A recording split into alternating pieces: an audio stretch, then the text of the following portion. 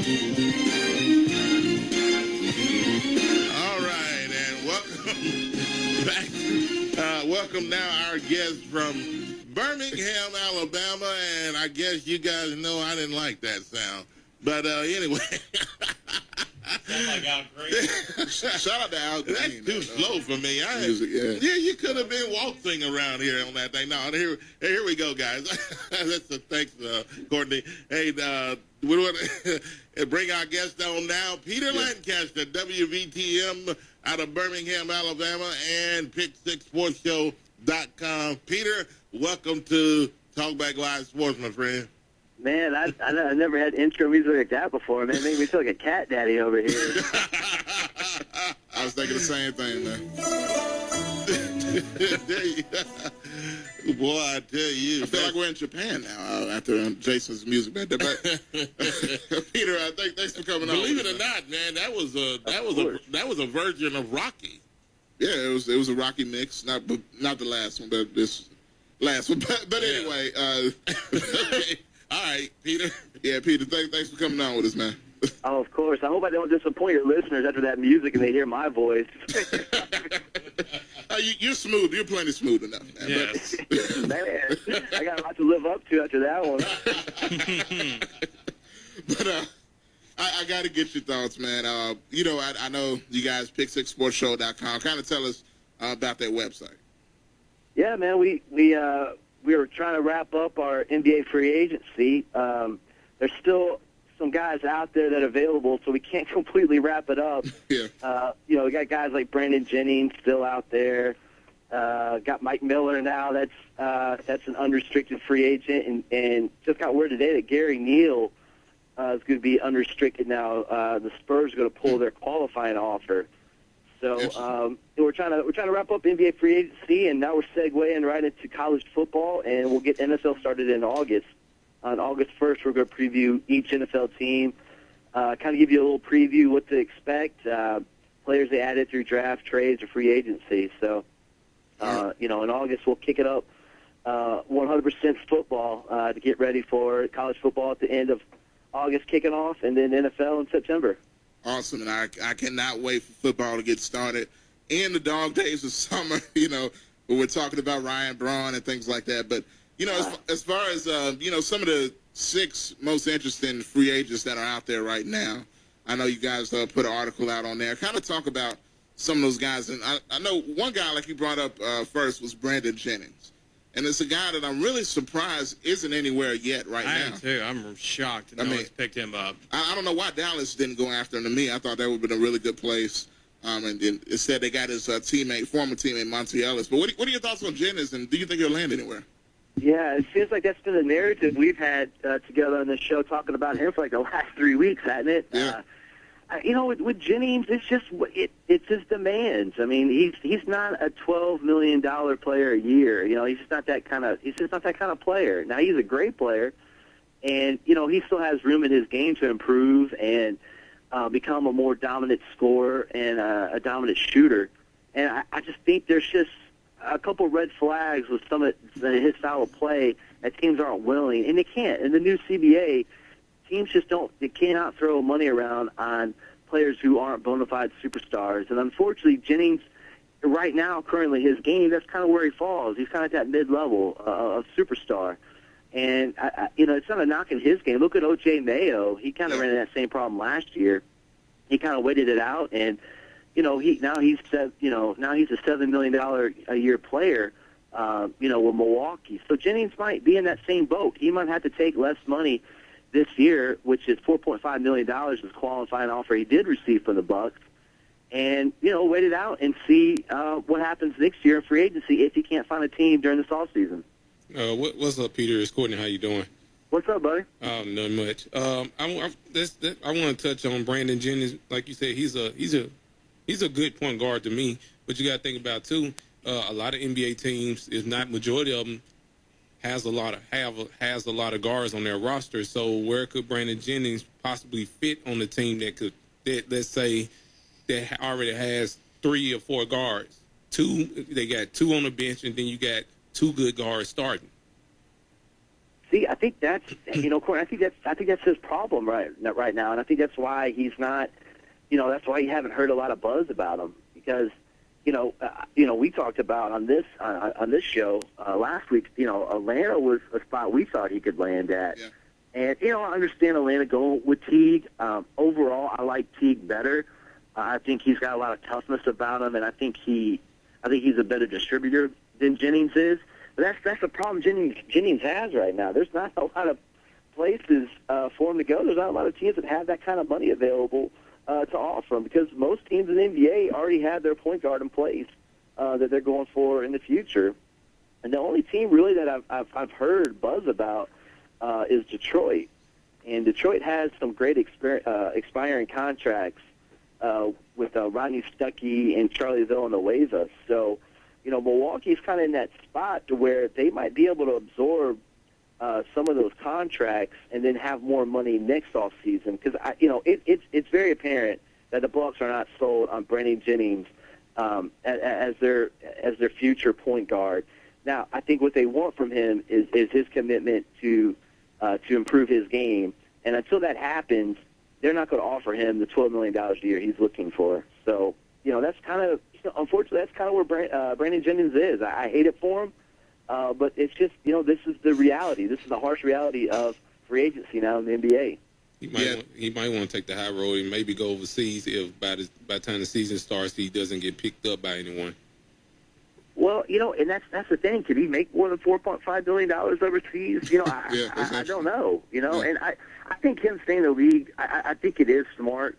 And the Bucks and him can work something out. They have up to October, I think 16th, to work something out. Mm-hmm. So, there's still plenty of time to figure it out. I just think, unfortunately for him and guys like Mo Williams, I just think they got to understand the reality of the NBA now. They're just those guys can't demand over $8 million a year now. I mean, you saw all the role players, all the shooters. They were going for like 2 years, $6 million, 2 years, $8 million. So these guys are asking to make double or three times the amount of that. That's just not feasible, in this market. And real quick, I know we have some breaking news. Philip showed me here that the NCAA is investigating Jadeveon Clowney for possibly having an illegal meeting or breaking some type of violation with Jay-Z as far as being an agent. And I did hear some rumors about Jay-Z possibly reaching out to Clowney. It was actually on Yahoo's front page, and I thought about it earlier today. Can he do that, especially if he's still in college? No, he's still in college. I mean, all these agents have gotten in trouble for this before in the past, and they realize that they can't do that. Well, who was it, Nick Saban, that made that press conference? The SEC media called them pimps. Yeah.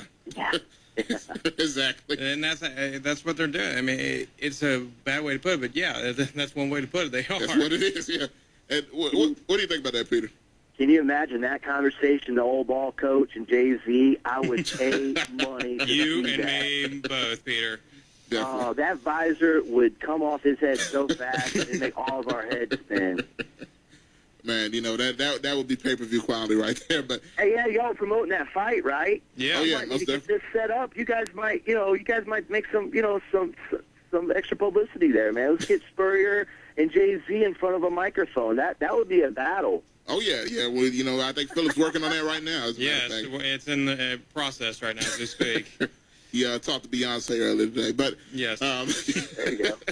who I'd rather see it, to be honest with you. But I think a lot of people would be more interested to see Beyonce. yeah, I think all of us here agree with that. But Yes. back to basketball, as I got extremely distracted right there. But it's some other interesting free agents. I know you talk about Mo Williams, who is still out there, a guy that still wants to start for some reason, even though he's clearly not a starting point guard, but can play a good role somewhere. What do you think about him?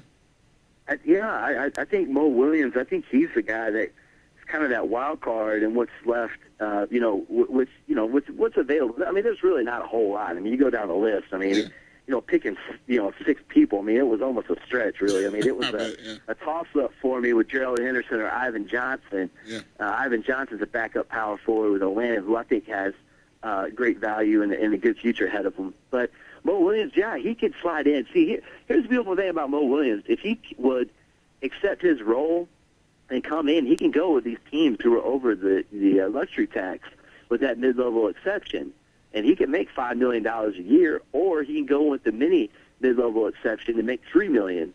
So I think that's what he's got to look for. If I don't blame him for holding out and trying to get as much money as possible, but I would not be surprised by the end of this month if you don't see him signing on with a true title contending team, making that mid-level exception about $5 million a year. Most definitely. And we're talking to Peter Lancaster from Pick6Sports.com out of Birmingham, Alabama. And Peter, we're going to get right back to you. We're going to take a quick break right here. And when we come back, we'll continue to talk to Peter Lancaster from Pick6Sports.com. You're listening to Talkback Live Sports on 730 Yahoo Sports and YahooSports730.com. And welcome back to Talkback Live Sports. We're on Yahoo Sports 730, also YahooSports730.com, streaming live HD quality. You can check us out right here, Peter Lancaster from Pick6SportsShow.com, who we're talking to. Welcome back to the show, Peter. How you guys doing? Doing good, man.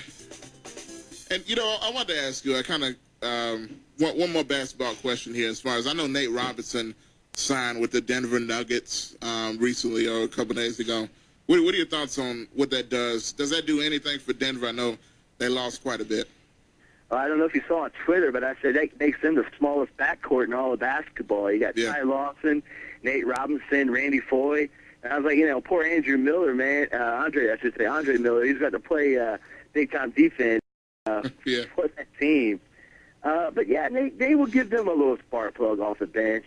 Denver's they kind of gone with high energy guys this off season for their bench. I think they got a couple guys that will come in.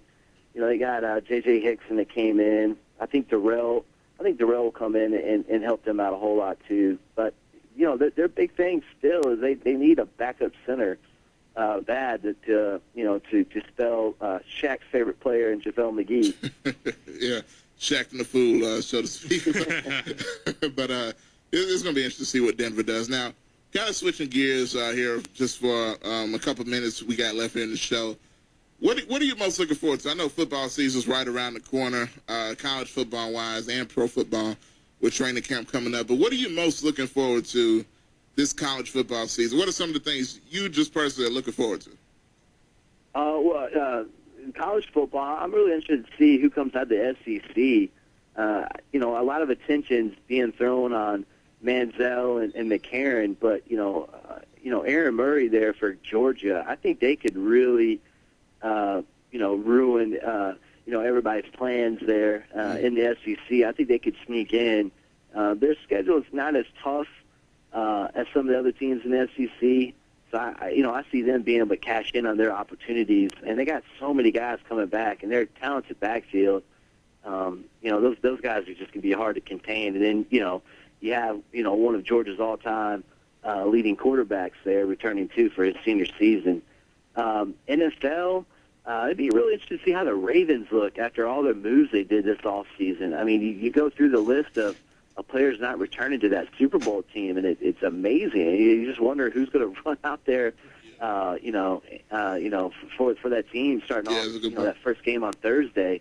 I think it's like September 4th or 5th for that opening game. It'd be real interesting to see how they answer that bell and see if they can defend that title this year. Peter, I want to say, as far as the SEC, like you said, I think Georgia they can be like a team that can easily sneak into the SEC championship game and possibly play for the national championship, because Aaron Murray was kind of under the radar last year because people just didn't look at him as that top quarterback in the SEC because of what Johnny did to Alabama. Right, I agree. And he almost got him. He almost got him into the national championship game, because I think there would have been a real debate for Georgia to play in that national championship game had they beaten Alabama. So I think they would have, definitely. So, yeah, Aaron Murray coming back, that's huge for Georgia.